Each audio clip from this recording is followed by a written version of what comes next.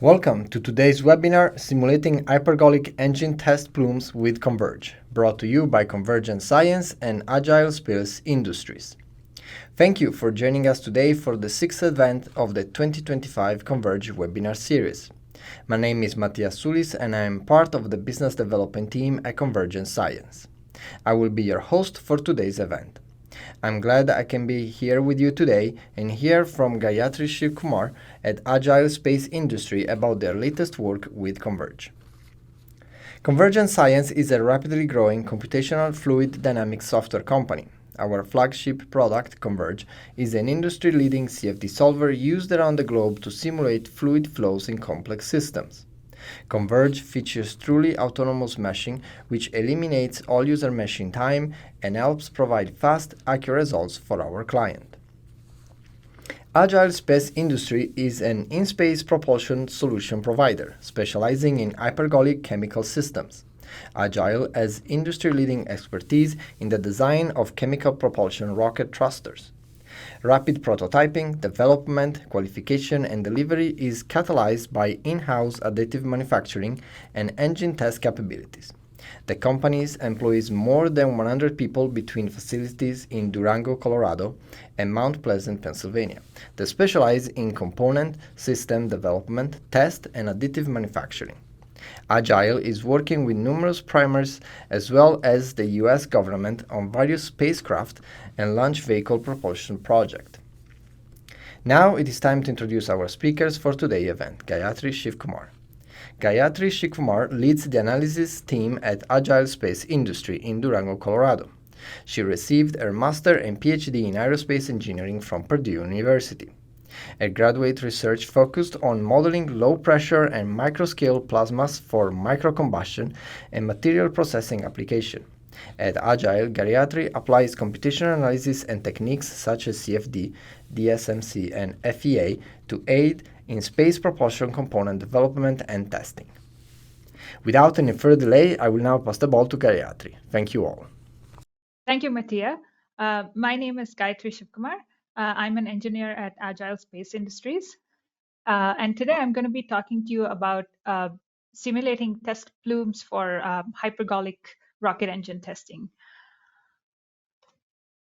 So I'll give you an introduction to what Agile Space Industries does and who we are.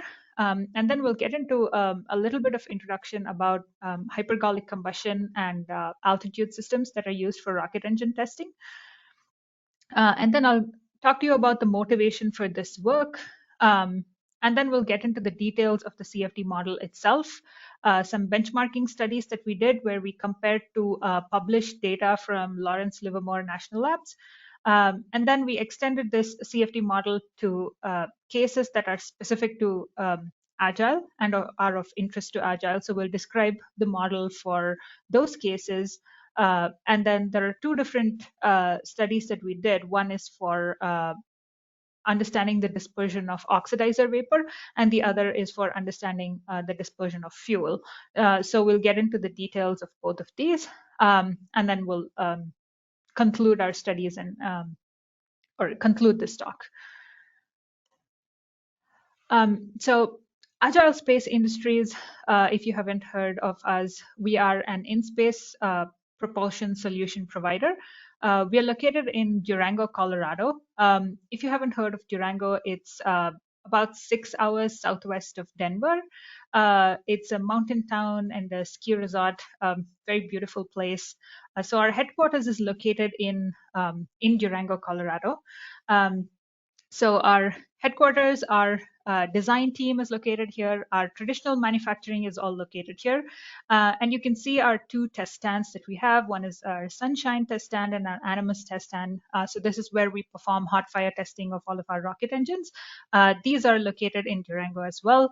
And our test stands are located right opposite to the Durango airport. The other location that we have is our additive manufacturing facility, and that's located in Mount Pleasant, Pennsylvania. So these are our two locations that we have as of today. So A brief overview of some of our products. This is not an exhaustive list by any measure, but I just wanted to give you a little bit of flavor of what Agile does. So we provide in-space propulsion solutions, right? The major product that we manufacture are hypergolic rocket engines.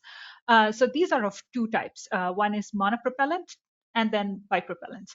So monopropellant engines, they use hydrazine as the fuel. The hydrazine fuel flows into a catalyst bed, and then it undergoes both thermal decomposition and chemical decomposition. Uh, and the hot gases that are generated as a result are accelerated through a rocket engine nozzle, and that generates thrust. For bipropellants, you have both a fuel and an oxidizer. And what we have are hypergolic propellant combinations, and I'll go into the details of that in a few slides. But basically, the oxidizer and fuel flow into the combustion chamber. They react with each other, and then the hot gases that are generated as a result of the combustion are accelerated through the nozzle, and that generates thrust. So if you can't tell by looking at these images, all of our engines are additively manufactured. The process is laser powder bed fusion of metals, and that's how we build all of our engines. We also have other propulsion related components that we manufacture.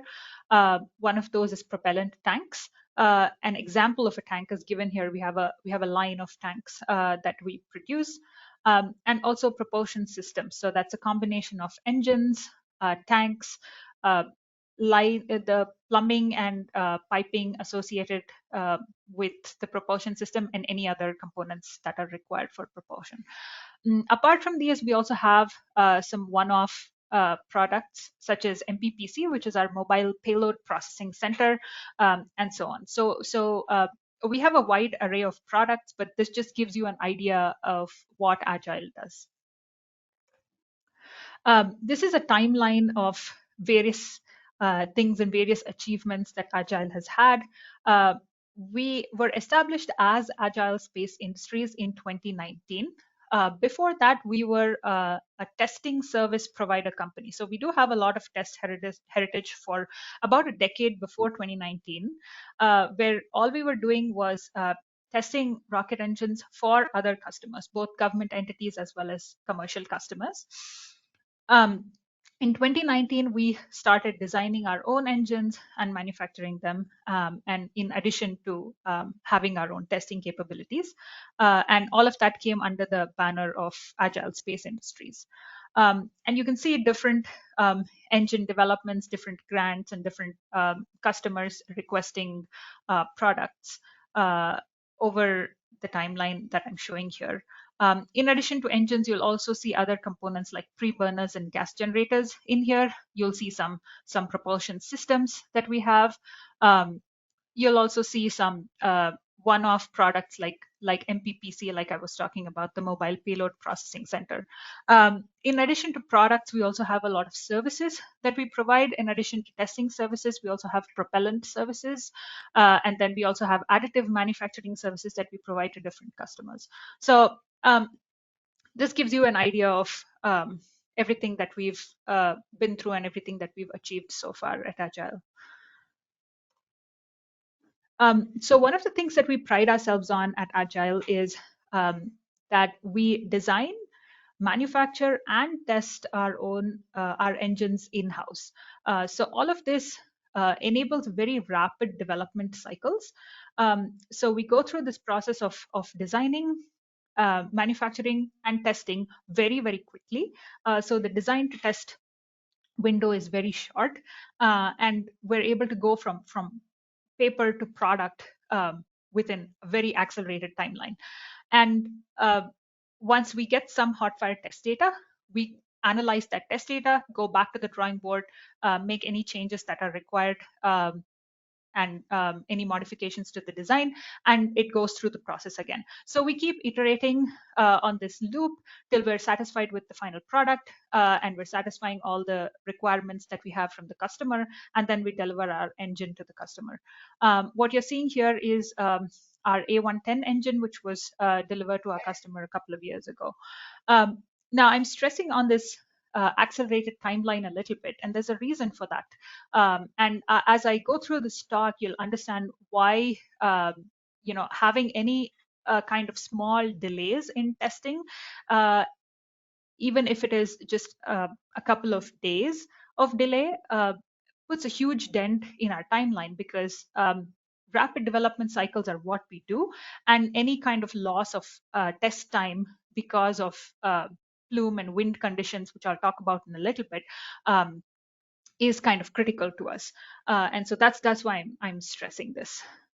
And we're able to go through these rapid development cycles just because of the additive manufacturing that we do. We have our parameters tuned in very well, and we're able to go from design to having an actual engine that we can hot fire in a very short period of time, because it goes through this amazing additive manufacturing process. Getting into a little more detail about testing, because this is a talk about test plumes. These are some pictures of our test stands that we have at Durango. We have a lot of heritage in terms of hot fire testing. We've been testing for a really long time. So we have more than 8,000 hot fire tests that we've done as of today. All of our test stands have been designed, assembled, and commissioned entirely by the Agile team. We have a state-of-the-art data acquisition system, and we can test over a wide range of thrust that is produced by the rocket engine. So this covers basically all in-space engines, ranging from in-space maneuvering to lunar landers. And the propellants that we use are majorly hypergolic bipropellants and monopropellants. And the environment that we have for testing, we're able to simulate space-like environments, both in terms of the temperature of the propellants that are coming into the engine, as well as the test cell where the pressure is very low, and it simulates vacuum conditions similar to what you encounter in space. And apart from our Durango test site, we're also expanding to Tulsa now. So we received a grant from the state of Oklahoma to establish a rocket engine test facility in Tulsa. And that's also going to be located adjacent to the Tulsa International Airport. This is expected to be completed in the next couple of years. And the main goal of this center is going to be to provide testing services for various government entities, as well as commercial customers in the US. So a lot of testing that's going on, that's expected to happen. So this talk becomes very relevant to all of these locations and all of the testing that we do here. So what are hypergolic propellants, right? For those who are not familiar, usually you have in a rocket engine, you have a fuel and an oxidizer, and then you have an igniter or an ignition source that initiates the combustion. With hypergolic propellants, you don't have a need for an ignition source. The propellants, when they come into contact with each other, they spontaneously combust. What that does is it gets rid of the additional circuitry that's needed in order to have this ignition source, and it makes the combustion much more reliable. Basically, if there's a failure of the ignition system, then you won't be able to start or stop combustion with traditional propellants. But with hypergolic propellants, you know for a fact that when they come in contact, they are going to start.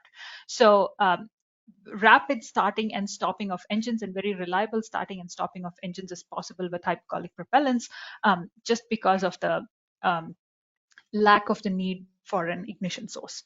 And to show you how quickly they combust with each other, this is a video of MMH and NTO. So MMH is monomethyl hydrazine, NTO is dinitrogen tetroxide.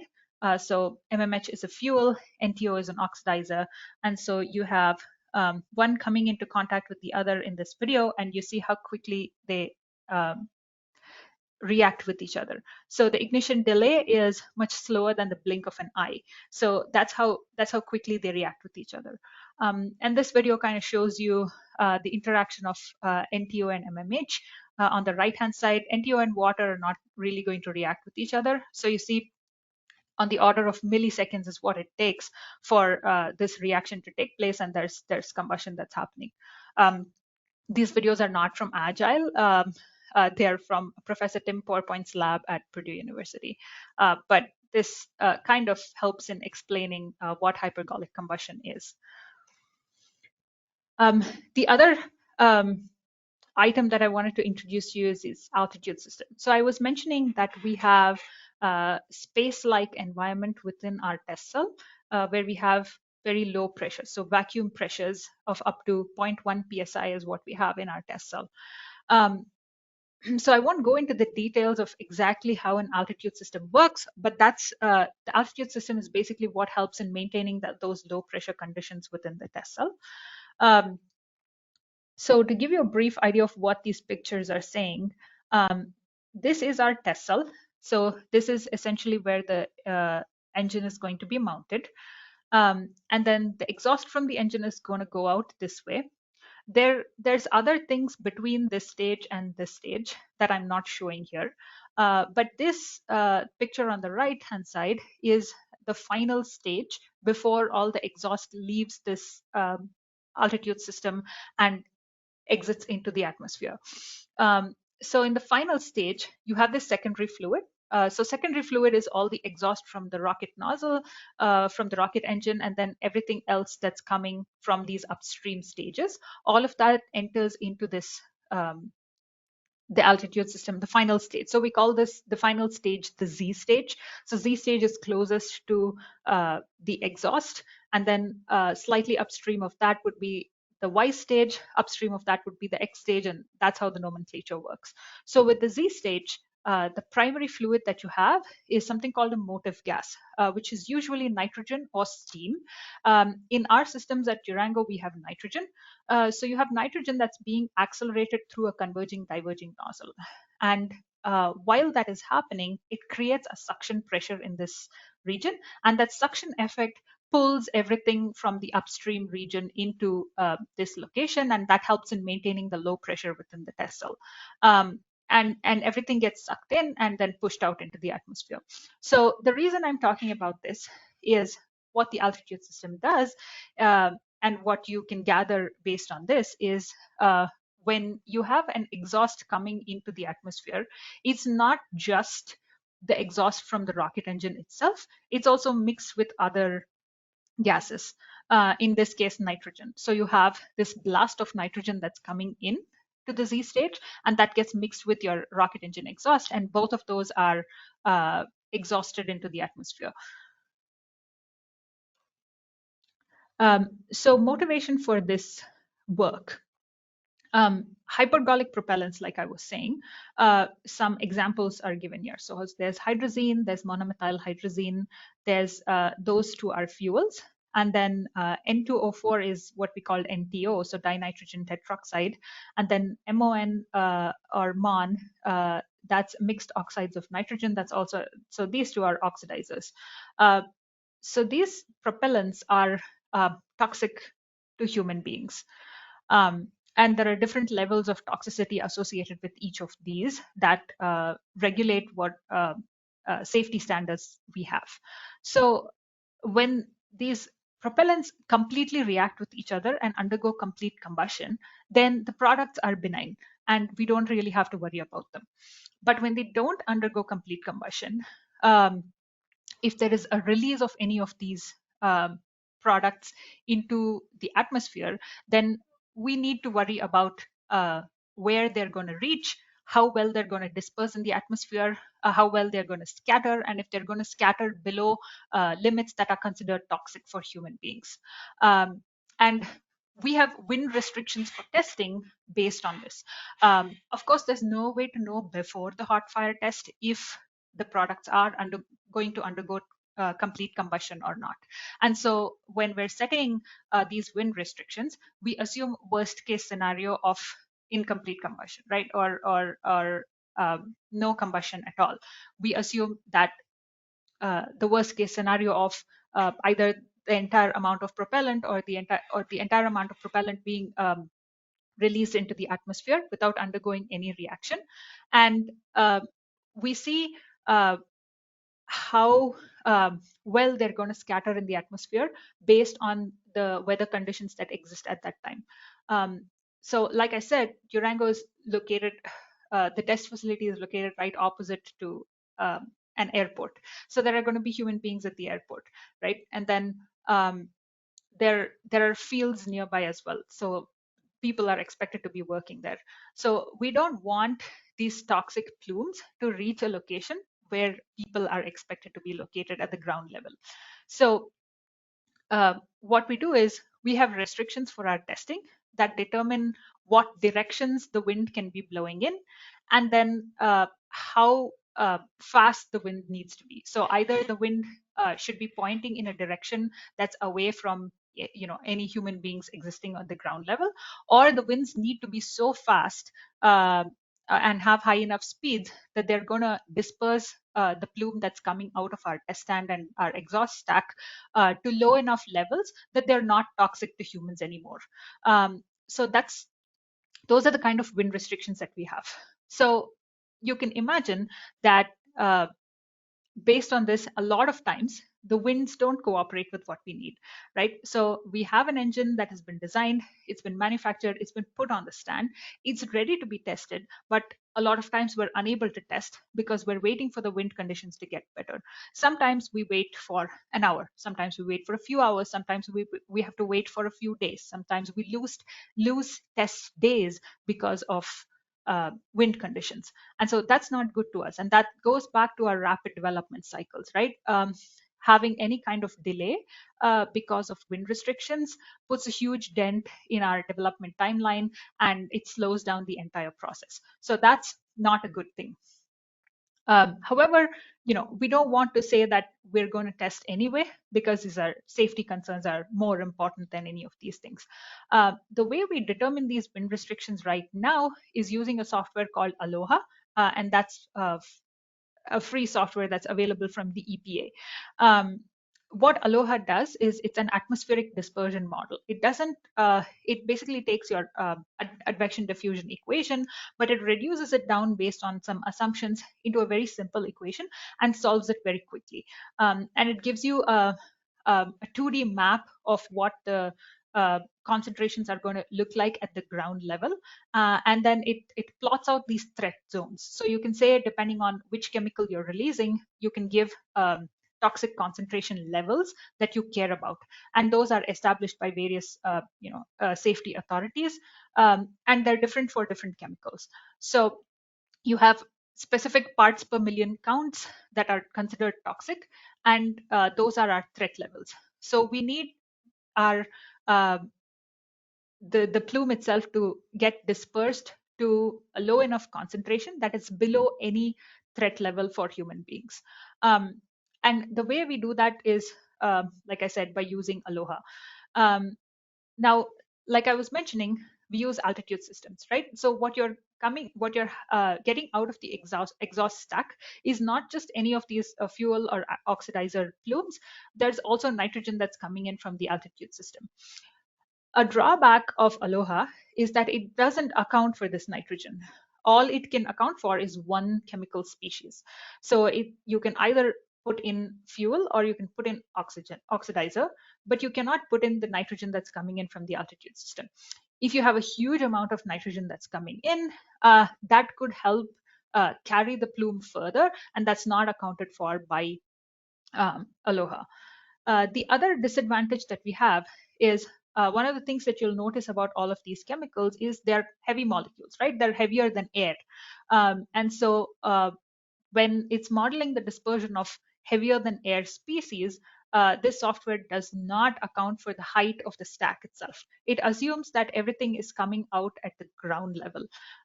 What we care about as the ground level concentrations, but we have exhaust stacks that are about 20 feet tall. And so that's where everything is getting emitted from. But if you assume that everything is coming out at the ground level, then naturally you're going to be over predicting the concentration at the ground level. So in order to, what happens with these kind of drawbacks is that sometimes we have overly conservative wind restrictions. We don't need to be so conservative for these kind of things, because if in reality the plume is going to scatter to a low enough level, or it's going to get carried away, and we don't really need to care about having any toxic plumes wherever people are located, we don't need to miss test days, right? But we end up doing that just because of the software that we're using, and this is the industry standard software that's used throughout. So we were thinking if, maybe using CFD is a better solution for this than using an atmospheric dispersion model. So CFD can account for multiple species. So if we're able to account for the nitrogen from the altitude system in addition to the fuel or oxidizer, would that give us more realistic results? So what I'm presenting here is a proof of concept study that we did to explore whether CFD is able to model this, whether we're able to get satisfactory results or not. And that's why we did this benchmarking study of comparing to some literature data. And then we applied this to a couple of cases that are specific to what Agile does. And that's what I'm going to be talking to you about today. But those were the objectives with which we approached this study. So we'll get into the benchmarking first. So there were a whole bunch of experiments that Lawrence Livermore National Lab did in the 80s. And one of this was this Eagle 6 experiment, where they created a large spill, or they spilt a whole bunch of N2O4. So that's one of the oxidizers that we use here. And they spilt N2O4 over a large area on the ground and created this massive puddle. And the spill configuration is shown in this figure here. So they have 7 different outlets that are spraying this N2O4 onto the ground and creating a small puddle or a pond of N2O4. And then this liquid evaporates, and that's what creates your plume initially. So the vapor that evaporates from here is carried by the wind. Wind speeds are also something that they've measured at a specific location above the ground. And then they have, along the wind direction at 2 different locations, they have 2 sensor arrays. The first one is 25 meters downwind of the spill location. So at 25 meters, they have this array of anemometers and infrared gas sensors and thermocouples. So those help in determining the mass flux itself that's coming off of the ground. So we don't know the evaporation rate, right? That's controlled by the atmospheric conditions. That's controlled by the wind. So what we're sensing at that location is how much evaporation is occurring with time. And you can see a plot of that on the right-hand side here. So you have the vapor N2O4 mass flow rate. And you can see that for about 300 seconds or so, you have roughly 6 kilogram per second. Of course, there's some fluctuation. And then after 300 seconds, it kind of peaks to about 11 kilogram per second and then falls off to a low value of about 2 or 1 kilogram per second. And that exists for about 800 seconds. So that's the evaporation profile that's occurring. And all of these changes are just because of the weather conditions that exist at that time. So that tells us how much N2O4 is coming off of the ground. And then N2O4 and usually dissociates very quickly into NO2. So what they're measuring much downstream of this spill location, and that's about 785 meters downwind of the spill location. That's where they have a dispersion array. So that's where they're figuring out how well this plume itself is dispersing in the atmosphere. So how is it spreading out laterally? How is it spreading out along the height dimension? So they have various NO2 gas sensors and thermocouples located at different lateral locations and then different heights. So basically, I think they have about 15 detectors and different locations. And then they use some interpolation functions to come up with what the concentration of the entire cloud looks like. There's some uncertainty associated with these interpolation functions as well. And I'll talk about that when we're kind of comparing the data. But basically, they have discrete sensors, and they're kind of trying to come up with a continuous map of what that dispersion profile looks like much downstream. So that's the data that we have from this report, and that's what we're trying to compare to from the CFD studies. So with the CFD model, we built it of course, we built it using CONVERGE. The domain size is provided here. So it's X, Y, and Z. X is the direction of the wind itself. Y is the lateral direction, and then Z is the height. We're simulating all of this for about 30 minutes. And that simulation time is going to vary, again, based on time that is required for scattering and things like that. The wind itself, they have a measurement of what the wind value is at a specific location above the ground. To have a continuous profile of the wind, we assume a power law profile. This is directly taken from Aloha. Usually in Aloha, what you input is, again, a specific value of wind at a specific measurement location, and then it assumes a power law profile. So we're doing the same thing. And wind is modeled along the x direction, like I was mentioning. Relative humidity, ambient temperature, and reference pressure are all numbers that they provide in the report. So we're just using exactly those numbers. In terms of the ground roughness, we assume that we don't assume, we take it as open country, because I think these experiments were performed in Nevada, in the middle of nowhere. So it's kind of open country. There are no buildings. It's not an urban setting. It's not a suburban setting. It's just a rural location where you don't really have a lot of obstructions in the to the flow. So the surface roughness is only about 10 centimeters or so. And that's again something that's taken from Aloha, and this is based on a lot of empirical data that has been gathered, and this kind of surface roughness is supposed to work for this sort of terrain. Neumann boundary conditions are used for most of our quantities at most of the far field boundary conditions, because we assume that our domain is large enough that there are no fluctuations of all of these parameters as we go to the extent, the far extent of the bounding box itself. K omega SST turbulence model is used. We haven't done a sensitivity study and use different turbulence models. That's something that we'll have to do in the future. Buoyancy is accounted for because, like I said, all of the gases that we're modeling are heavier than air. So the effect of gravity is important.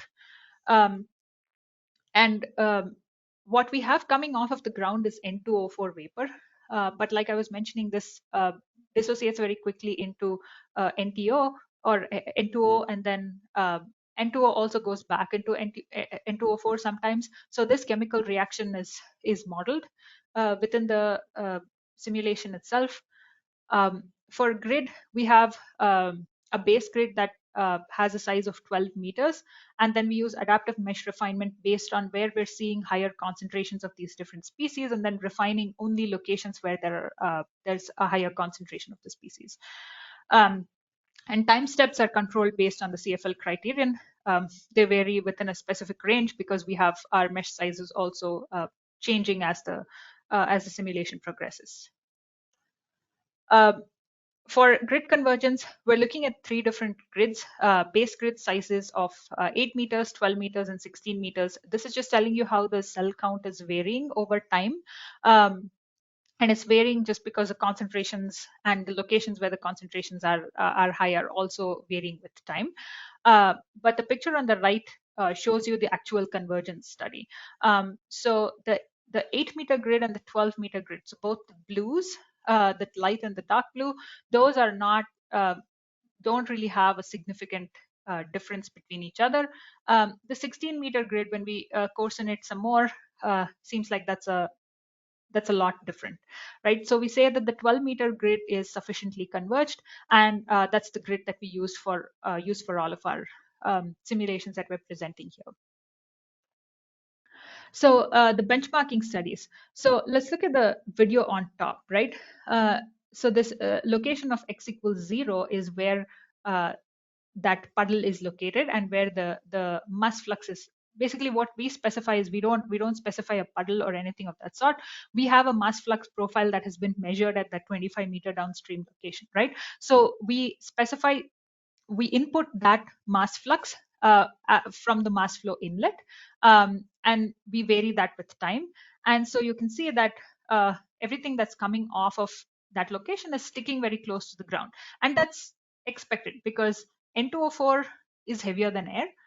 There's no reason for it to go any higher unless you impart some momentum to it. But it's not coming in with a lot of momentum because it's just evaporating off of the ground, right? So the vertical velocity that it has is not that high. So it's kind of emitted and then it sticks very close to the ground. And you can see this profile that's developing here. This is kind of a front view, if you will. So this X direction is where the wind is blowing. The vertical dimension here is the height. And so you're just looking at how the plume is developing. At the bottom, what you're looking at is a top view.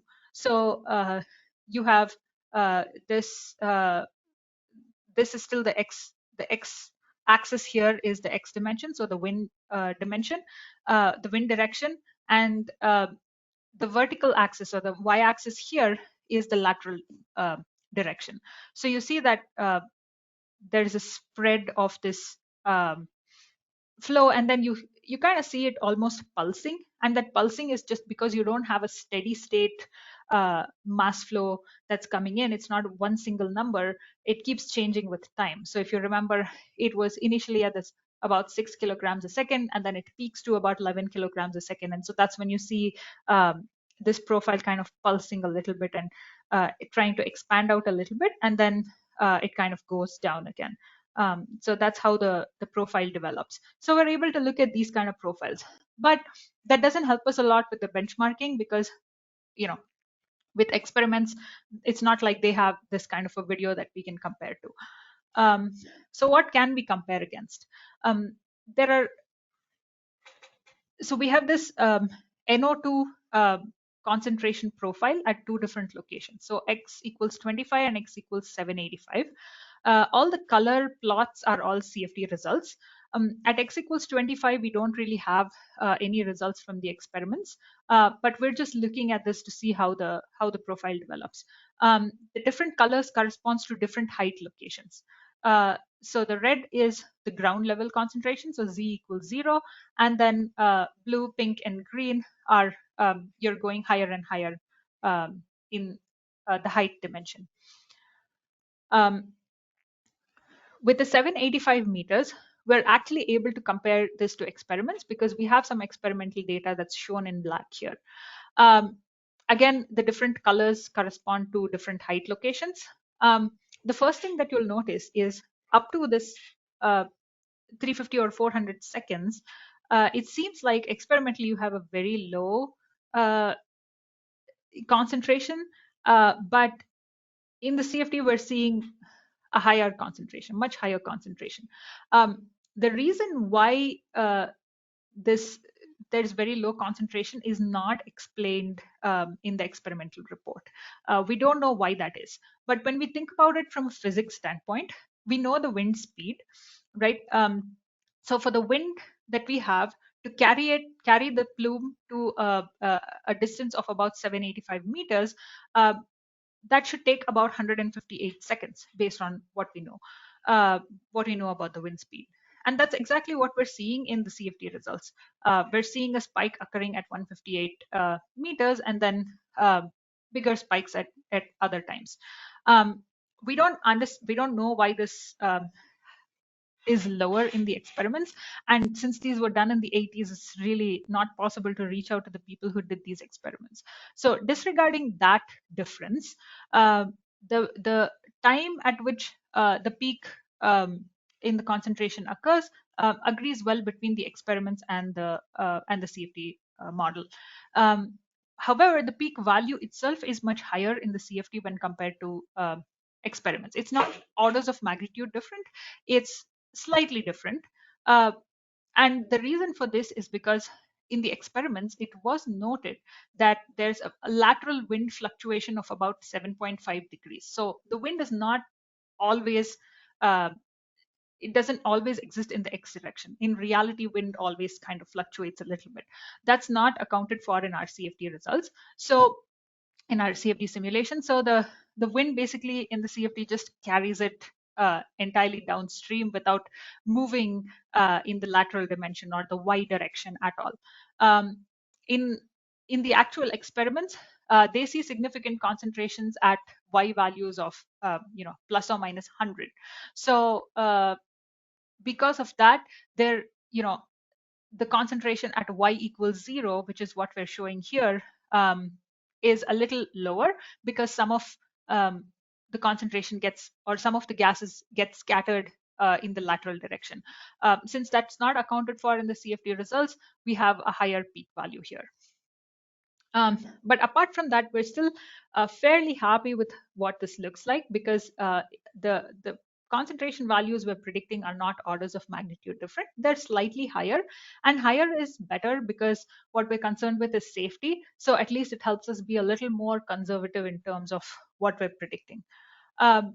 For single values of peak concentration numbers, we have two different we have concentrations at two different locations that are predicted. We agree really well in the CFD model for both of these. At the 785 meter location, they don't really have a single number. They just predict that it has to be greater than 500. This comes back again to the interpolation that they're doing, right? So they're not 100% confident about what one value the concentration number should have, but they're saying it should be within this specific range, and we fall within that range. So that's good. So we're showing some reasonable agreement with experiments. Something else that we can compare to is this cloud profile that they have. So what we're looking at here is, think of this like a front view when you're looking in the downwind direction, right? So the horizontal axis here is the lateral dimension itself. So the wind is blowing into the plane of the screen, and then the y-axis is the height. So you have this cloud profile, or this contour that they've obtained, that's again based on interpolation function. So there's some uncertainty going on there. The peak concentration, of course, it's not possible for them to measure one peak concentration value. It's just they have 15 different locations where they have these sensors, and then they're interpolating based on that and estimating what the peak concentration should be. Similar to what we saw in the previous slide, our peak concentrations are slightly higher than what they're predicting, but they're not orders of magnitude different. The cloud profile itself overall is somewhat reasonably similar. It's not exactly the same, but again, there are experimental uncertainties. There are differences in the wind profile just because of fluctuations that occur. And there are some uncertainties in the CFD as well, because some of the deviations that we see is on the order of the smallest grid size that we use, which is about 1.5 meters. So taking into account all of these uncertainties, we think that there's a reasonable match between the experiments and the CFD. And based on what I showed you in the last slide, we can estimate a cloud dimension. So just how wide the cloud is, and how tall the cloud is. And that width is measured in that lateral dimension, or the Y direction that I was talking about, perpendicular to the wind direction. So we're able to get reasonable match in terms of pretty much all the dimensions. The biggest deviation that we see is at 785 meters for the NO2 cloud. The half width is higher in the CFD when compared to the experiments. I mean, some of this is just because of the interpolation, right? They're just interpolating or extrapolating to say this is how wide we expect the cloud to be, but it may not necessarily be that wide. It might be larger than that, right? And they're using linear interpolation. Maybe linear fits don't really work as we get to the tail end of the cloud. We're unsure about what exactly that is, but because of these estimations and uncertainties that we have, there are some deviations between the experiments and the CFD. But for most other dimensions, the differences are on the order of that 1.5 meter that I mentioned, which is the uncertainty in the CFD itself, because that's the smallest grid cell size that we're using in the model. How does CFD fare when compared to other models that exist, right? in the report that has this Eagle 6 experiments, there are 4 other atmospheric dispersion models that are used. So all of these OBDG, Gaussian plume, shell dispersion, and CHARM are all variations of atmospheric dispersion models. And they have predictions from all of those models for what the peak concentration at this specific location of 785 meters, 0 and 0 is supposed to be. And then we ran Aloha for the same case. And then we have 2 different CFDs. One is the transient release, so that the bottom row is what I was describing so far. For these atmospheric dispersion models, you can't really have a time varying profile of mass flow as the inlet. So if you remember, that's what we did with the CFD. We have a mass flow inlet. We have mass flux coming in from that mass flow inlet, and that's varying with time. But you can't vary that with time in these atmospheric dispersion models, including in Aloha. Or all you can specify is a single steady state value, and you can specify the amount of time for which this emission occurs. So because of that, there's a they average, they basically integrate their entire mass flux profile and have this steady state source strength that they estimate. And so we use that number for Aloha, and then we do another CFD simulation to compare apples to apples of a steady state release, and we don't include any chemical reactions. We assume that everything that's coming out is NO2. So we assume complete dissociation of N2O4 into NO2, and we're assuming everything that's coming out is NO2. So the experiments tell us that the peak concentration should be greater than 500. CFD agrees very well with that, both in the steady state case without the chemical reactions and in the transient case with the chemical reactions. However, if you look at all of these atmospheric dispersion models, they're significantly lower than what is expected. They're definitely not in the range that the experiment predicts. And this is something that has been observed in literature, where as you go further and further from the source location, the predicted concentrations are significantly lower than what you'd expect in reality. So these atmospheric dispersion models over predict concentrations close to the source and under predict concentrations far away from the source. So as we go further and further, you're seeing lower numbers predicted by these dispersion models. CFD is doing a pretty good job, though. It's predicting concentrations much better than these atmospheric dispersion models. So we're happy with the model that we've developed so far. So our next step after we did this benchmarking study was then to extend this CFD model to our to cases that are specific to Agile. So the Agile case studies is described here. So we have conditions that are modeled for a 500-pound force engine. And the fuel and oxidizer that we have are hydrazine and MON3. So MON3 is again modeled just as NO2. We're assuming that all the N2O4 that's in the oxidizer is completely dissociated into NO2 for the sake of simplicity and not having to model any chemical reactions. Exhaust stack dimensions, these correspond to our Animus test stand that we have in Durango. The wind profile that we have, we assume a wind of about 5 miles per hour. That's not a super low wind, but it's not a super high wind either. So it's on the lower side, and that's what we're assuming as the wind profile. The other properties are average properties here at Durango. You'll see a much lower reference pressure. That's just because we're at a much higher altitude. So overall, the pressure, atmospheric pressure, is lower here.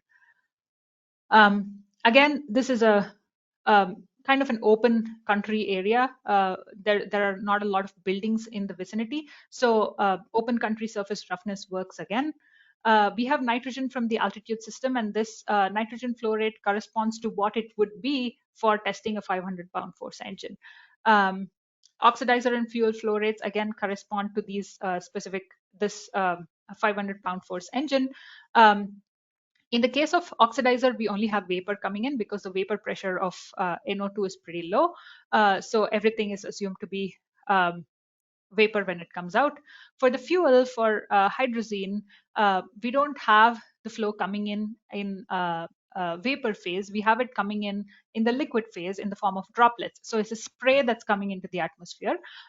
We assume a sort of mean diameter, but then we also varied this and didn't see a dependence of the final results on the sort of mean diameter. So what we've presented here is for a diameter of about 10 micron.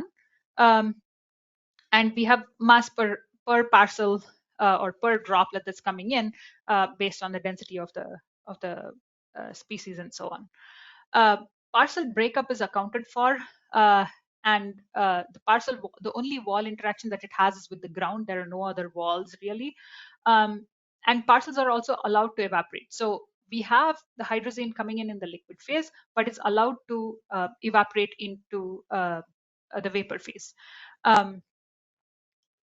The parcels are collisions with each other and then them coalescing in to form larger droplets. That's not accounted for. I'll tell you why that is in a few slides, but we don't expect that that's going to really make a difference. Eventually, we'll have to do a sensitivity study to make sure that that indeed doesn't make a difference, but the guess is that it probably won't, just because the hydrazine itself doesn't exist in the liquid stage for very long. It evaporates very quickly after coming in. So accounting for collisions is going to make the simulation slower, but it's not going to add anything to the physics. In terms of grid and time step, kind of similar adaptive mesh refinement and time step variation, similar to what we did for the benchmarking studies. So this is the oxidizer flow itself. So remember that NO2 is coming in and it's coming in the vapor phase. So we're studying the impact of nitrogen here. So when you don't have nitrogen, so let me pause both of these videos and go back to the beginning. So with the top video, we don't have any nitrogen that's coming in. So you have an exhaust stack that's located at this x equals 0 location. The stack height is 6 meters tall, and we have NO2 coming in from there. So you see that the plume sticks close to the ground when you don't really have any nitrogen coming in, right? So even at a distance of about 1,000 meters or so, you still have the plume kind of sticking close to the ground. If you're able to see, you have a little bit of blue there. So even at a distance of about 1,000 meters, if the wind is blowing in this direction, your NO2 has not scattered to low enough levels that we don't care about it. So your isocontours are at these 3 different ppm levels, and those correspond to the threat levels for human toxicity. So 0.2 part per million is what it needs to go down to for it to stop being, or it needs to, so basically the concentration needs to go below 0.2 ppm for it to not be toxic anymore. And we're seeing that even at a distance of 1,000 meters, that doesn't occur when you don't have nitrogen. However, when you account for the nitrogen flow that's coming in, first of all, the plume doesn't even sink to the ground. It always stays about 20 meters above the ground or even higher than that. And it scatters to very low concentrations within an x distance of about 450 meters or so. It doesn't reach all the way to 1,000 meters, and it scatters below this level very, very quickly, right? It's a much faster time when compared to the case without the nitrogen. So what this is telling us is accounting for this nitrogen is very, very important.